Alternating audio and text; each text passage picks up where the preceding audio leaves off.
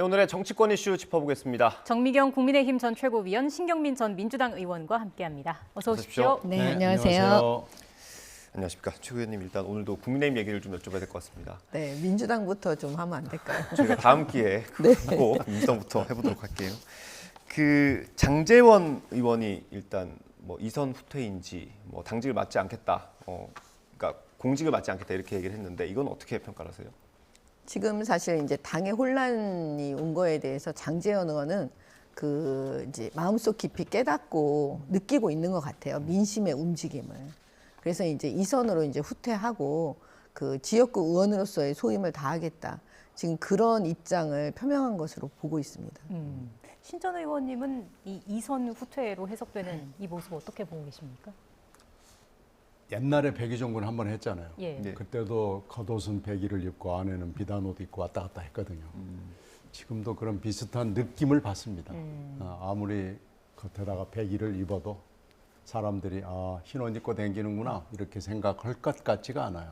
그리고 이제 이번에 그만두겠다고 느낀 이렇게 공식화한 것은 첫 번째 지금 당의 혼란, 여기에 당의 혼란에 지금 누구나 다 여의도에서 얘기를 하지만은 겉에 책임자는 권성동 원내대표로 돼 있죠. 지금 비대위원장 직무대행, 네. 뭐 이런 뭐 말도 안 되는 거죠. 비대위원장도 직무대행을 하냐. 뭐 그 혼란에 대한 책임의 뒤에 장세동 의원 내지는 장애권이 있다라고 보는 거고요. 두 번째로는 지금 현재 용산 대통령궁에서 벌어지고 있는 감찰. 여기에도 장 의원이 깊이 관여돼 있다. 지금 이렇게 보고 있기 때문에 지금 장 의원으로서는 이런 공식화 이외에는 사실은 선택지가 별로 없을 거예요. 이거라도 하지 않으면 장제원 너는 뭐냐 뭐 이런 얘기가 사방에서 들려올 거기 때문에 일단 이거라도 할 수밖에 없다. 저희들은 그렇게 여의도 돌아다니는 이 얘기를 종합해 보면은 그런 결론이 나옵니다. 그럼 일시적인 작전상의 후퇴다 이렇게 보시는 겁니까? 뭐 그럴 수도 있고요. 아니면 진짜로 그렇게 할까라는 거에 대해서는 모두 다 회의를 갖고 있다는 얘기죠. 유일한 어떤 선택지가 됐을 수 있다. 뭐 당과 지금 대통령실의 혼란에 책임자니까요. 예. 뭐 이렇게라도 책임지는 모습을 보여야죠. 예. 이게 현재 상황에서 하나의 새로운 출구가 될 수 있을까요? 물론이죠. 왜냐하면 뭐 진짜 속마음이 어떤 건지는 그건 시간이 지나봐야 아는 거고요. 네. 결과적으로 지금 이 사태에 대해서 누군가는 이제 책임을 지고 뭔가 이제 움직임을 보여줘야 되는데 일단 그 국민의 마음에 일단 부응했잖아요. 일단 나는 이선으로 후퇴하고 아무런 활동도 하지 않고 국회의원직 그 소임만 하겠다 이렇게 얘기를 했기 때문에 이걸 신호탄으로 해서 제가 볼 때는 그 지푸라기 잡는 심정으로 아마 당원들이 바라볼 것 같아요. 이걸 신호탄으로 다른 분들도 좀 네. 거기에 부응해서 그 당의 정상화를 위해서 좀 노력하는 움직임을 보여주면 어떨까.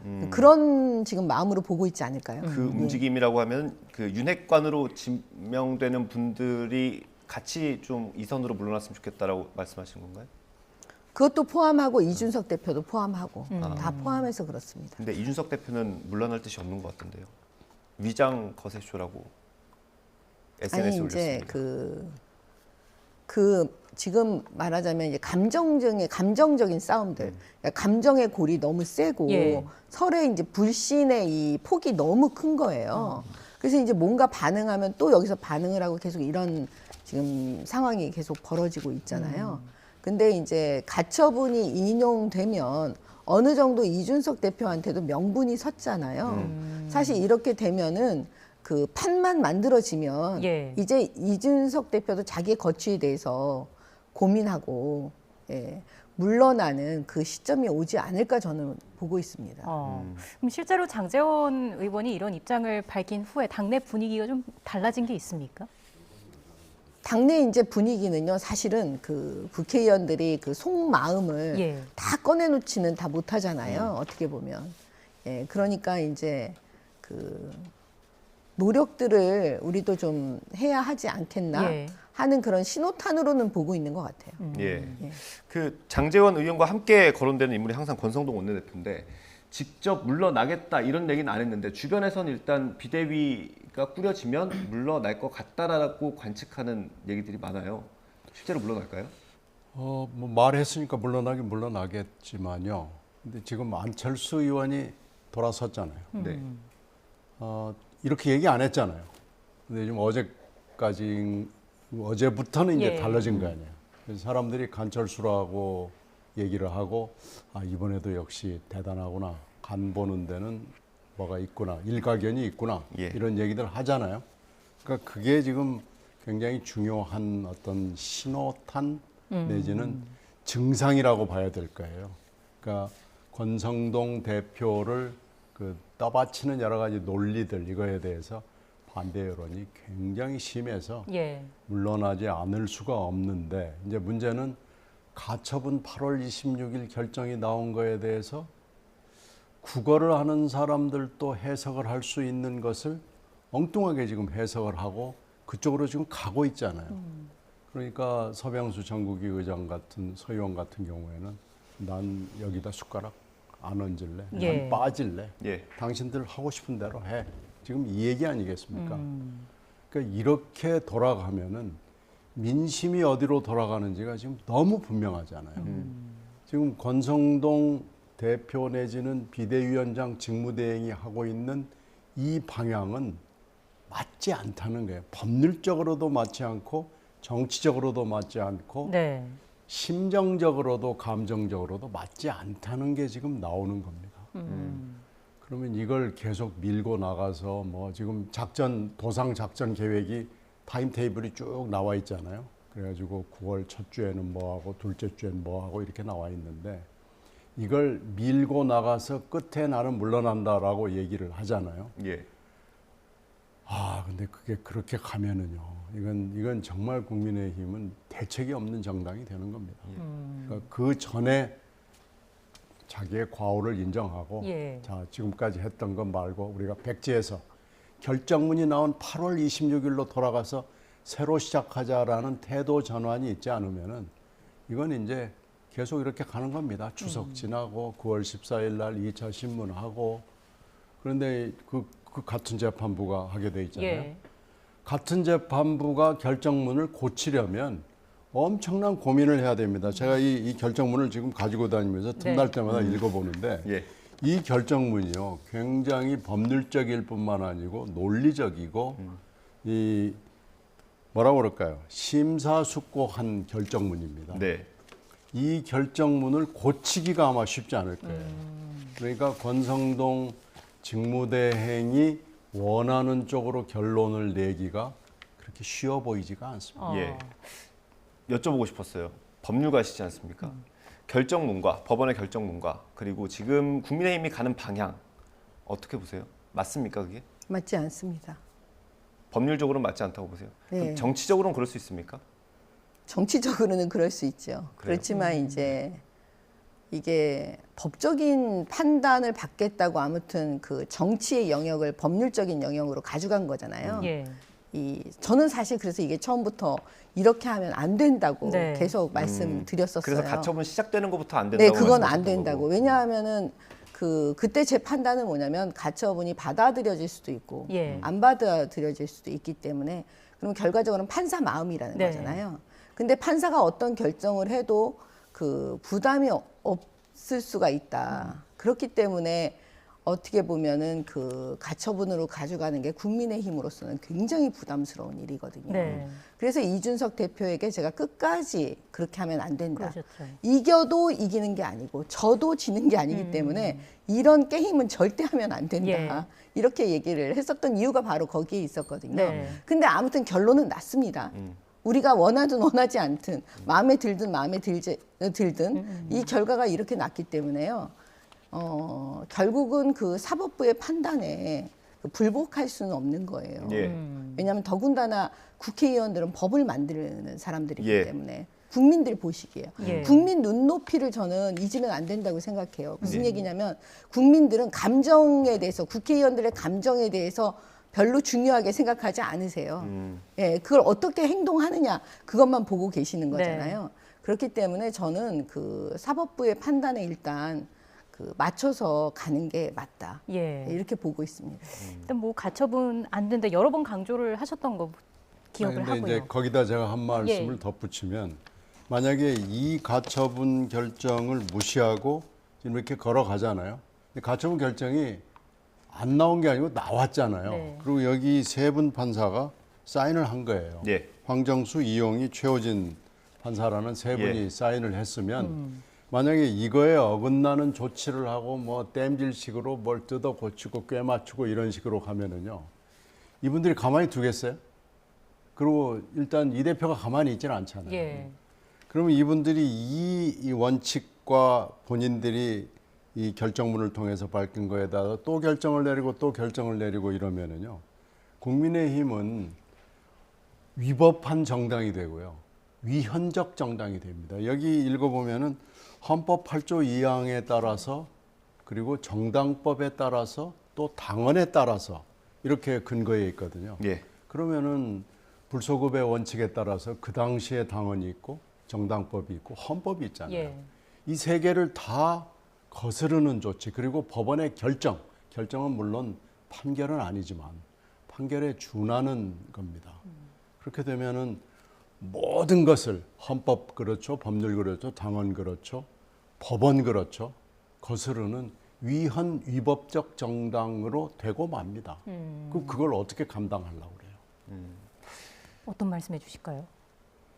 그러니까 지금 그 이제 혼란을 수습할 때요. 여기서 이제 핵심적인 질문은 만약에 또 이준석 대표는 또 가처분 예. 들어가서 그 판단을 이제 법원에서 만약에 이걸 또 인용을 해서 예. 지금 하고 있는 국민의힘 비대위가 만약에 무효라고 결론이 나면 그때는 과연 또 누가 책임을 질 것이냐.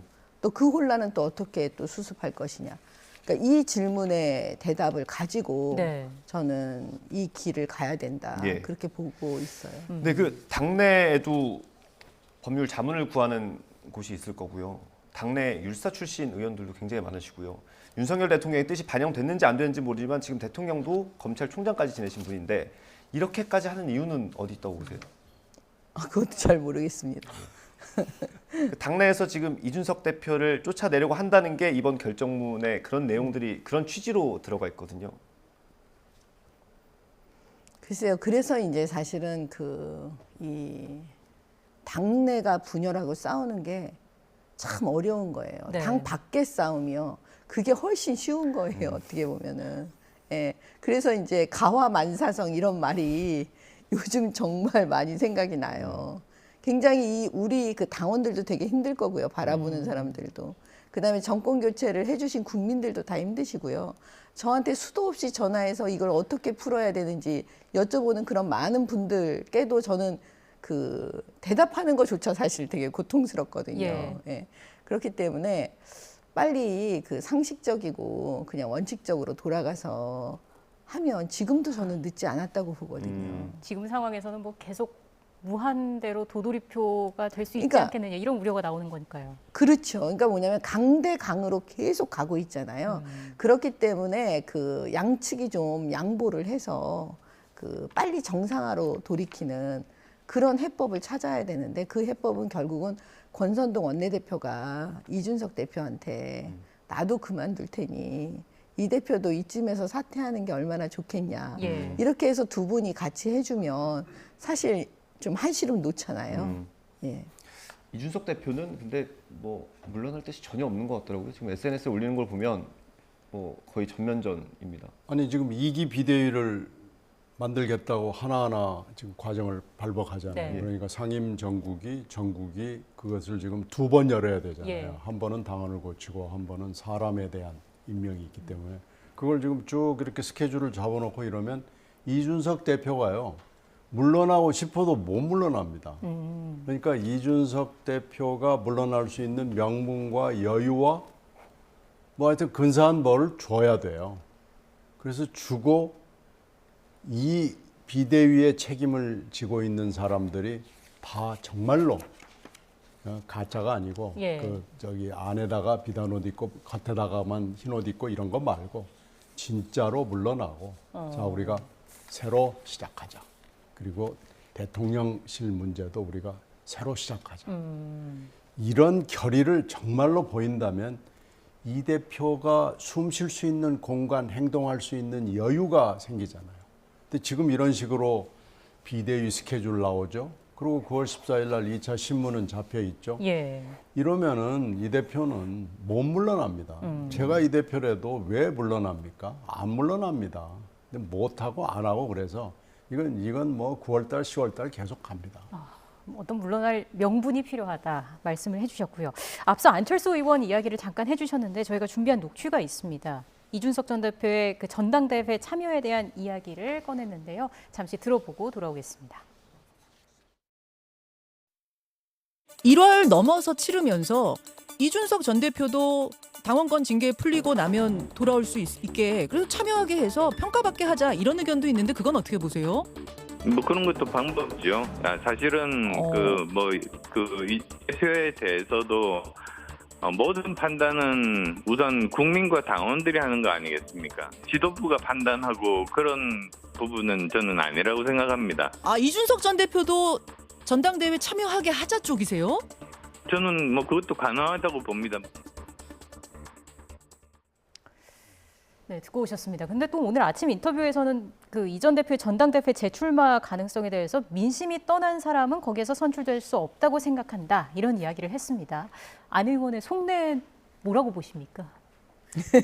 이준석 대표가 출마를 해도 당대표 될 수가 없다. 뭐 이런 속마음 그 말씀 아닐까요? 예, 얼핏 듣기에는 그렇게 들려지는데. 안철수 의원 같은 경우는 이제 본인의 거취, 뭐 당대표 출마 이런 걸 염두에 두고 하는 얘기겠죠. 그러면 지금 민심은 이미 권성동, 이 장제원 이 두 사람한테 떠났습니다. 그리고 법률적으로는 이미 8월 26일 결정으로 끝났습니다. 이 결정문 읽어보면 권성동 의원이나 장 의원이 주장하는 것은 실현되기가 어렵습니다. 네. 만약에 이 재판부가 마음을 고쳐먹는다면 모르지만요. 근데 그럴 가능성은 없잖아요. 그래서 지금 안철수 의원이 그걸 재빨리 읽은 거죠.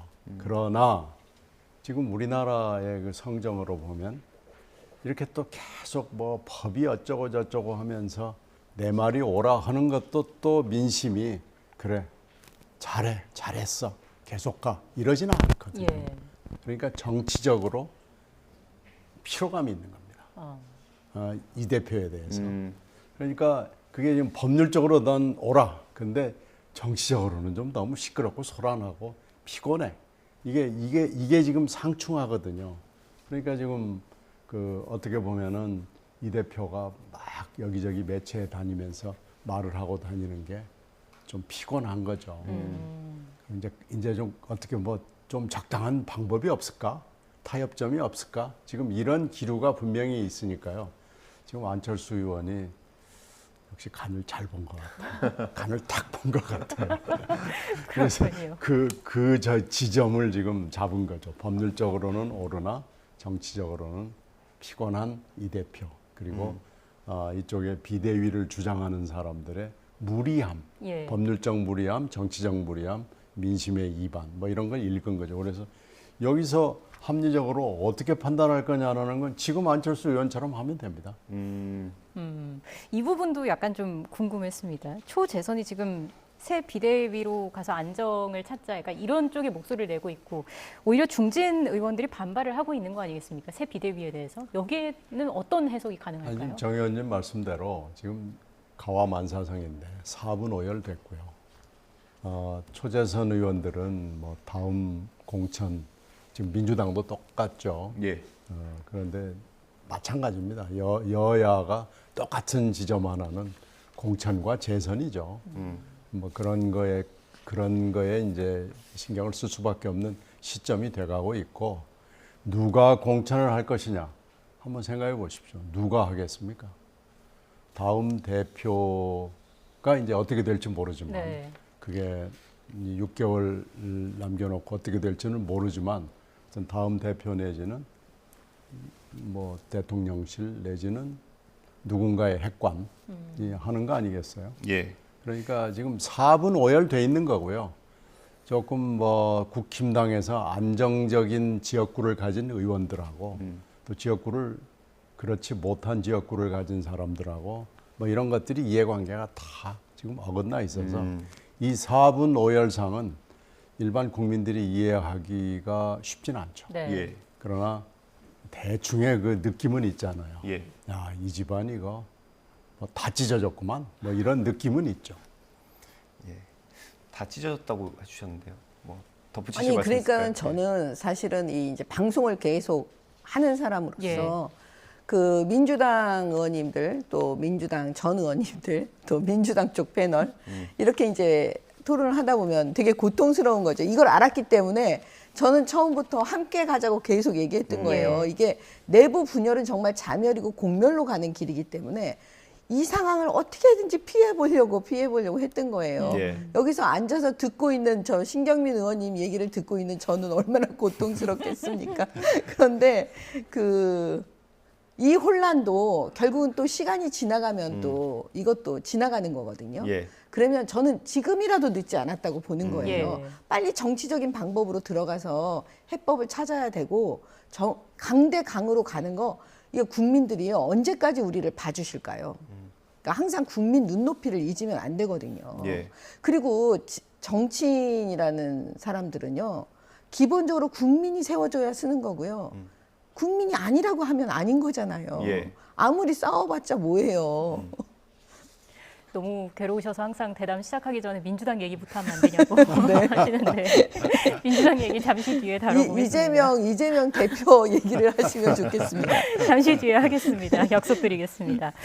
어쨌든 새 비대위 출범의 첫 관문으로 꼽혔던 게 상임 정국이었는데 서병수 의장이 이제 고심 끝에 사퇴를 했단 말입니다. 이 결정은 어떻게 보십니까? 뭐 서병수 의원으로서는 잘한 거죠. 서병수 의원은 도저히 지금 이 비대위로 가고 8.16 그 결정문을 보고도 이렇게 가는 데 대해서 정국이 의장이나 되는 사람이 위원장이나 되는 사람이 얘기하기는 조금 힘들 거예요.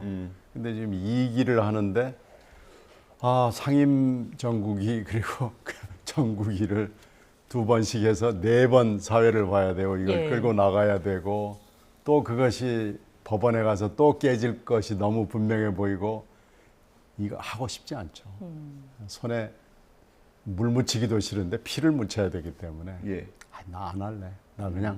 나 그냥 평의원으로 있을래. 예. 저는 잘하신 결정이고 서 의원다운 결정이라고 생각합니다. 예. 저희가 이제 정기국회 얘기로 넘어가 보려고 하는데 아무래도 지금 하고 있는 얘기랑 좀 연결이 될 수밖에 없을 것 같아요. 정기국회가 이제 한 100일 동안 진행이 되면 아마 국감 또 뭐 예산안 심사 이 정도가 좀 핵심이 될 수도 있을 것 같은데 여당이 이렇게 혼란스러우면 사실 그것도 좀 많이 뒷전으로 밀리지 않을까 그런 우려도 있거든요. 이제 그런 걱정들이 이게 다 지금 뭐냐면 그 가화만사성이에요. 그 내부가 지금 이렇게 분열이 되면 사실 동력을 얻기가 어렵잖아요. 그러면 사실은 그 대통령과 당은 한 몸이에요. 아무리 뭐 아니라고 해도 그거는 역사가 다 증명이 된 거고요. 네. 그 다음에 여당이 흔들리면 대통령이 흔들릴 수밖에 없고요. 이 한 몸이라는 거. 그러면 이번에 이 국정감사에서 사실 동력을 가지고 신나게 해야 되는 타이밍이거든요. 타이밍상으로요. 예. 얼마나 좋습니까? 지금 정권 교체 되고 난 다음에. 예. 근데 지금 내부가 이렇게 되니까 과연 국감은 잘할 수 있겠나요? 예. 하는 여러 가지 걱정들이 있잖아요. 그럼에도 불구하고 잘해야죠. 그러게요. 어떤 모습 예상하세요? 잘 안 될 것 같아요. 지금 상황으로 봐서 경제 위기가 지금 누구 눈에도 겹쳐 보이고요. 그러니까 외교적으로 또 그 외교가 경제에 미치는 영향이 굉장히 큰데 그것도 지금 겹쳐 보이고 그리고 이제 이번에 우리가 홍수 피해, 폭우 피해를 봤잖아요. 예. 거기서 우리가 굉장히 가슴 아픈 사고를 여러 건 봤잖아요. 예. 특히 반지하 문제 뭐 이런 건 사실 우리의 그 공공주택 복지를 어떻게 해야 되느냐라는 걸 보여주는 아주 중요한 사건입니다. 여러 번 지적이 나왔지만 그 사이 제대로 못했거든요. 그리고 맨홀에 남매가 빠져서 뭐 엉뚱한 데에서 시체가 발견되는 이런 말도 안 되는 사고, 강남이 불에 잠기는 사고 이래서 사실 여기서부터 시작을 해서 예산 작업은 이미 상당히 진행이 돼 있지만 국회 심의 과정을 통해서 이걸 보완하고 새로운 방향을 여야가 내놔야 되거든요. 근데 뭐 이런 논의가 굉장히 중요한데 다 하나하나가 중요하죠. 거기다가 지금 어저께 론스타 사태까지 미국에서 날라왔고 이거 굉장히 중요한 일들이 지금 막 겹겹이 쌓여 있는데 제 생각에는 이거 제대로 논의 못할 것 같아요. 이게 묻혀버리고 결국은 가와만사성 하다가 가와만사성도 못하고 그냥 치국평천하까지 진도가 못 나가고 이게 국회가 끝나버리는 수가 생기지 않을까 좀 걱정이 됩니다. 예. 비대위가 그러면 어쨌든 한번 다시 꾸려질 테고 그게 그럼 언제까지 계속 진행이 될까요? 비대위가 꾸려지고 가처분되고 그런 과정이 계속 반복이 될까요? 그러니까 이 결정문을 보면 그렇게 하지 말라는 거예요. 그러면은 이제 당원을 고쳐가지고 뭐 2기 비대위를 내겠다는 거 아니에요. 근데 그렇게 하지 말라는 겁니다. 그리고 불소급의 원칙이 있기 때문에 그 당시 시점 826 그 결정문이 나왔을 때 그 시점에 당원 당규가 중요한 거잖아요. 예. 그 뒤에 고쳐봐야 의미 없습니다. 벌써 우리 법의 대전제 중에 하나가 여러 개가 있지만 그 중에 하나가 불소급의 원칙이거든요. 불소급의 원칙을 그러면 바꿔야죠. 소급의 원칙으로 가든지 뭐 후법 우선의 원칙으로 가든지 뭐 해가지고 바꿔야 되는데 그게 바꿔지겠어요. 그러니까 지금 하고 있는 여러 가지 작업들은 전국일을 뭐 2번을 하건 3번을 하건 이게 그 무망한 짓들을 지금 하고 있는 거예요. 이거 국어 실력에 전 문제가 있다고 봐요. 예. 이건 국어를 잘 못하는 공부를 잘 못한 사람들이 그리고 법률을 제대로 물론 판사도 있고 검사 출신들도 있고 그러지만 법률의 그 기본에 다시 돌아가서 기본과 원칙으로 돌아가서 다시 한번 결정문을 읽어보기를 강력 추천합니다. 다시 한번 돌아가야 한다. 혼란이 이어지고 있고요. 일단 정기국회는 이런 상황에서 열립니다. 야권에서는 이제 김건희 여사를 겨냥한 특검 요구를 또 쟁점화할 것으로 보이는데 김건희 특검법에 대한 두 분의 생각을 좀 여쭙고 싶습니다. 먼저 말씀해 주시죠. 그냥 민주당이 늘상 하는 그런 정치 공세 중에 하나죠. 왜냐하면 그 이재명 그 대표의 그 부인인 김혜경 씨 지금 그 수사 그거에 대해서 지금 맞불 작전으로 마치 그 특검을 지금 꺼내갖고 또 정치 공세하는 거잖아요. 예. 근데 저는 이 부분은 이미 국민들께서 그 질의할 정도로 그 대선을 거치면서 다 이제 내용을 샅샅이 알잖아요. 뭐 초밥 뭐 이런 얘기까지 소고기 뭐 이 얘기가 다 이제 한간에 다 나오는 얘기들이니까요. 그러니까 이미 그걸로 저는 더 이상 이 문제를 얘기한다고 그래서 국민들께서 아유 민주당 잘하네 이렇게라고 생각 안 해요. 예. 그러니까 이건 그냥 또 아유 늘 하던 대로 또 정치 공세하고 있구나 민주당. 그러니까 여든 야든 지금 말로는 민생을 위해서 한다, 국민을 위해서 한다 이렇게 얘기하지만 실질적으로 하는 행동은 지금 틀린 거잖아요. 어떻게 보면 예. 한쪽은 싸우고 있고 또 한쪽은 저렇게 정치 공세하느라고 정신이 없고 예. 그래서 정말 국민들께 너무 죄송하다는 말씀밖에 드릴 말씀이 없어요. 저도 그냥 순수한 패널이 아니기 때문에 이렇게 어렵습니다. 순수한 패널이 아니라고. 의원님께 이게 두 가지를 같이 질문 드릴게요. 특검이 필요한지 그리고 한동훈 법무부 장관 탄핵도 얘기가 계속 나오고 있거든요. 두 가지를 좀 한 번에 말씀해 주시죠. 김건희 특검법은 사실 현실적으로는 쉽지 않습니다.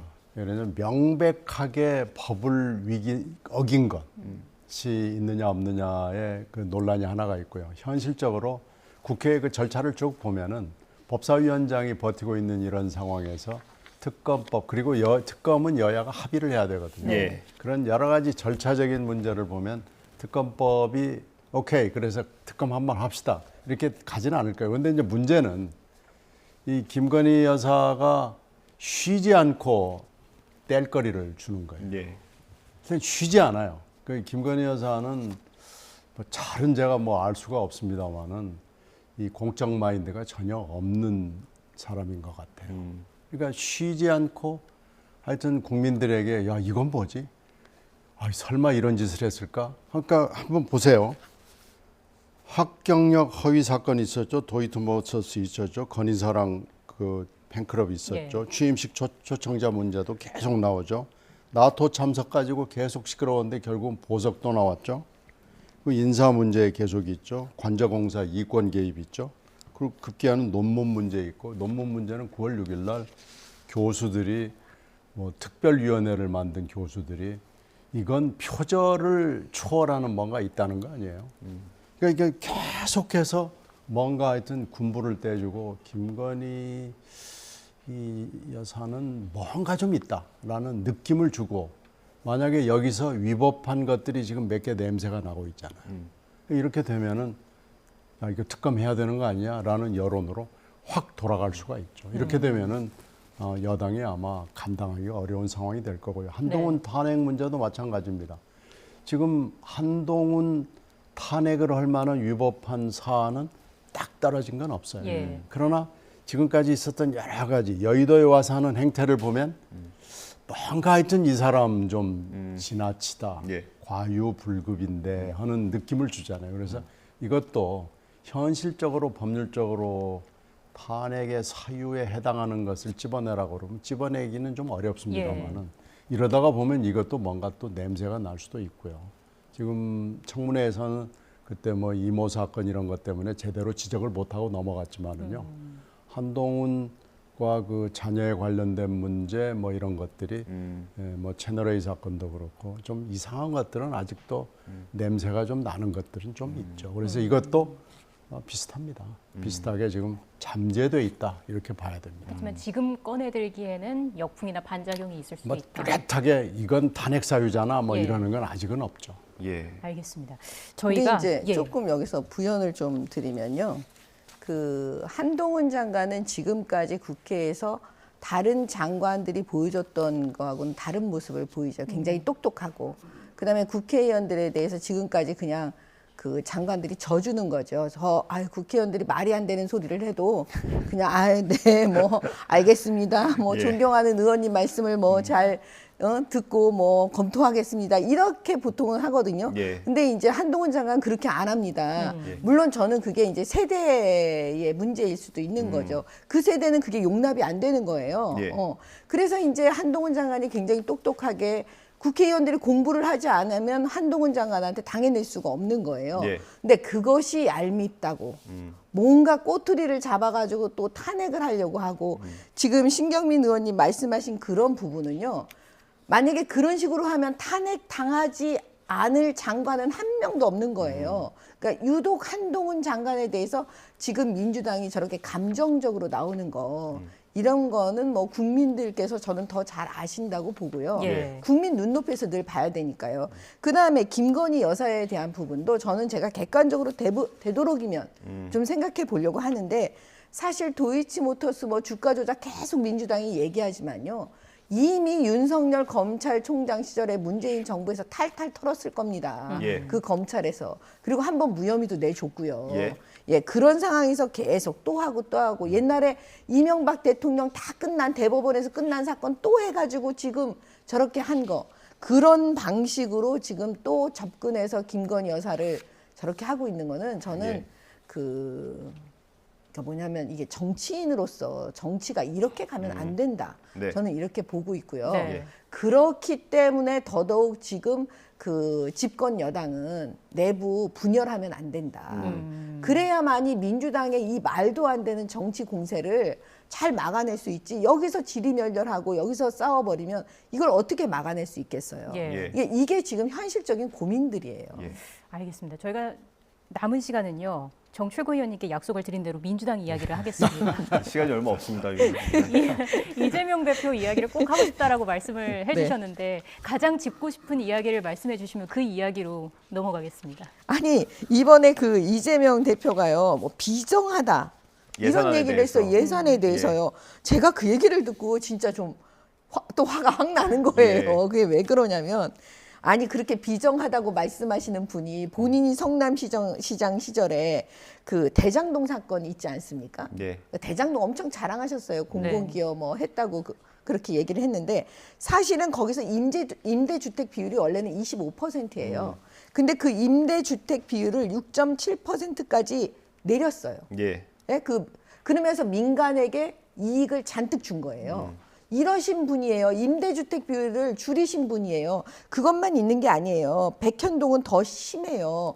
100% 임대주택 조건으로 사실은 그 용도 변경을 해줬습니다. 네. 예. 예, 그것도 준주거 지역으로 4단계나 올려줬다니까요. 예. 근데 실제로 얼마 안 있다가 그거를 갖다가 10%로 만들어버립니다. 임대주택 비율을. 그거 자기가 본인이 결제했어요. 네. 성남시장 시절에 이재명 대표께서. 예. 그래놓고 누구한테 지금 비정하다 이런 얘기 하십니까? 예. 마지막에 힘이 좀 나셨어요. 마지막으로 제가 의원님께 이거 여쭤볼게요. 전당원 투표제를 지금 다시 추진할 것 같은 모습을 보이거든요. 그러죠. 박찬대 의원이 지금 예. 총대를 메고 나섰는데요. 좀 논의하고 했으면 좋겠습니다. 뭐 전당원 투표제 맨날 뭐 그리스 직접 민주주의 뭐 어쩌고 저쩌고 지금 기술의 발전으로 가능하다 뭐 이런 얘기 다 좋은데 자 이게 지금 100만 당원 시대에 얼마나 가능한 것인지 그랬을 경우에 지금 이번에 보면은 나타나지 않음으로써 의사표시를 하는 당원들이 꽤 있거든요. 예. 그리고 지방선거에서 광주의 그 투표율이 37% 뭐 이런 거 보면은 노쇼로 자기의 의사를 표시하는 분들도 있고 이래서 이건 특히 또 기술의 발전에 따라서 팬덤과 가짜 뉴스가 극성을 하는 이런 우리 그 시대적인 과제가 있잖아요. 네. 네. 그래서 이런 것까지 좀 같이 고려를 해서 지금 이 시기에 이런 기술 수준에서 이렇게 하는 것이 과연 맞는가 이걸 검토를 하고 했으면 좋겠는데요. 자꾸 그 밝은 면 그리고 기술적인 면만 부각을 시키면서 이거 하자는데 왜 막냐 뭔가 좀 잘못된 거 아니냐 이렇게 손가락질하는 건 저는 잘못됐다고 보고요. 예. 토론을 하고 우리 현 상황 점검해 보고 여러 가지를 논의해 본 뒤에 좋다 하는 게 좋겠다 그러면은 찬성해야죠. 충분한 논의가 전제돼야 한다라는 말씀이셨습니다. 오늘 저희가 준비한 시간이 다 됐습니다. 여기서 마무리하겠습니다. 정미경 국민의힘 전 최고위원, 신경민 전 민주당 의원과 함께했습니다. 고맙습니다. 고맙습니다. 고맙습니다.